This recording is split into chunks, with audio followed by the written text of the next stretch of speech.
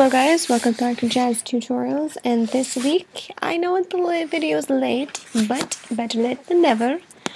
I'm going to be showing you this week how to make a very cool cutout text logo effect. So yeah, let's get right down to business. So I've opened my canvas, and I've immediately gone and double-clicked to a layer 0. My pattern overlay is going to be this lovely paper texture here, white stationery. This is a standard pattern. You guys will find it located over here in this drop-down bar. It'll say over here, where is it? Colored paper. Click on that, and you'll find the white stationery there. Alright, the background is all set. Now let's add the actual cutout. Now you can do this in multiple ways. You can use any of these tools you like, custom shape tool. I'm going with the rectangle tool just because I want to make a diamond shape. So basically what you'll do is you'll make your first installment, and this should be rather large, so something like that. And then what you'll do is you're going to make another one. And this one needs to be slightly smaller, but not too small. And you will kind of want to make this one a different color just so you can see it. It doesn't matter the colors that you choose right now because we're going to get rid of them anyway.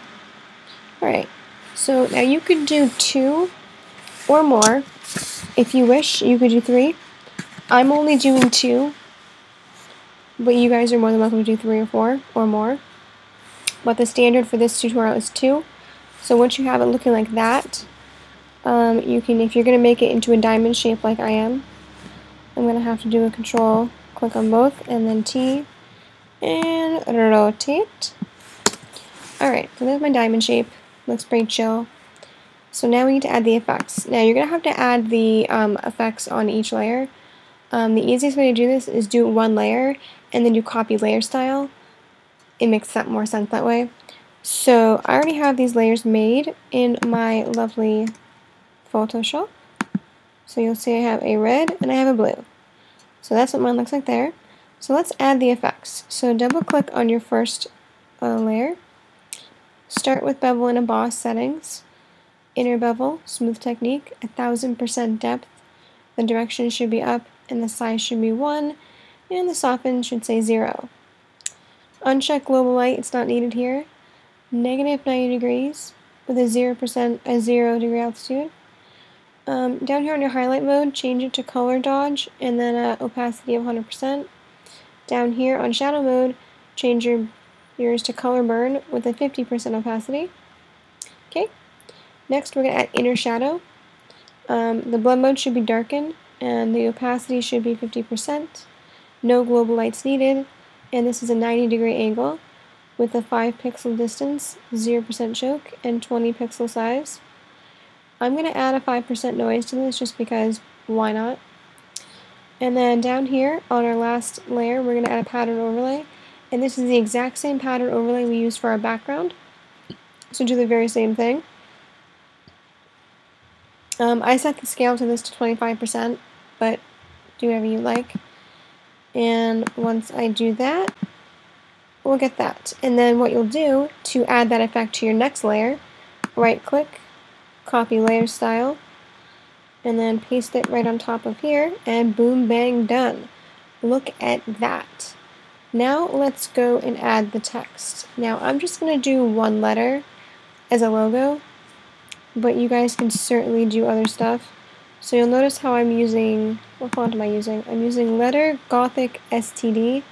This is a standard font in my Photoshop version. I don't know if you'll have it or not, but if not, go ahead and use whatever font you like. And again, any color you pick is fine because it'll be white anyway in the end. So now we're going to make the same effect on this, but we're not going to have the J cut out. We're going to change that up just slightly. So we had a inner shadow on the before. This layer is going to have everything except for that. We're going to add a drop shadow instead. So the drop shadow settings I chose was normal for my blend mode, 35% opacity, 120-degree angle with the global light checked off, 3 for my distance, 13 for my size, a spread, and 10 pixels for my size. And for me, this is what it looks like. Again, you guys may have to play around with your settings for your font choice. I'm not sure. Alright, so you've done that. Now, if you want to add color to this, which I would assume you would want to since that makes it look more awesome, you're going to make a new layer above everything. And I'm choosing a gradient fill for this because it just works best.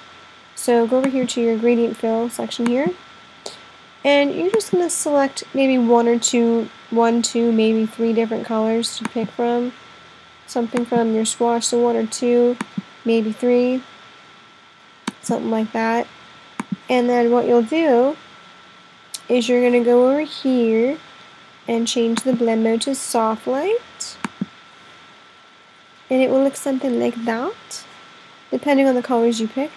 Now what you'll need to do also is you're going to need to go ahead and erase the parts that are not part of the cutout, which would be the background. So go ahead, we got to rasterize the layer first though. So now just go along the edge and erase everything that's not part of the cutout. Okay, you kind of get the idea. So I already have that made on my part. I chose a pink and blue hue for that. Alright, now at this point we can be done with it, but if you feel like you want to add it more contrast and make it pop out more, to do so, just go to your layers and hit flatten image, and then you're going to double click your background and make it a layer 0, duplicate that, and then you're going to go down here to color burn, and you'll notice how it darkens everything for you. Pretty neat. So if you like it like that, that's fine. If you want to keep it the way that it was, that's cool too. I actually quite like it with the lightness and not too bright. I mean, I guess I could use the opacity and fix it up and stuff. Yeah, that's pretty cool, 50%. Why not? Yeah, okay. Well, that essentially, guys, is the tutorial. It's kind of simple, in my opinion, but some of you might not think it's simple enough, but that's it. That's how you make a cool cutout in Photoshop. Thank you guys for watching this video. If you found it helpful, do hit the like button. If you want to see more videos of such, hit subscribe. I try to post at least once a week. Sometimes I skip, but that's okay. Y'all still like me because you keep coming back and you keep subscribing. If you have any further suggestions for this channel, do comment below. I listen to your feedback and I try to make everyone happy. So yeah, thank you guys again for watching, and I will see you guys later. Goodbye!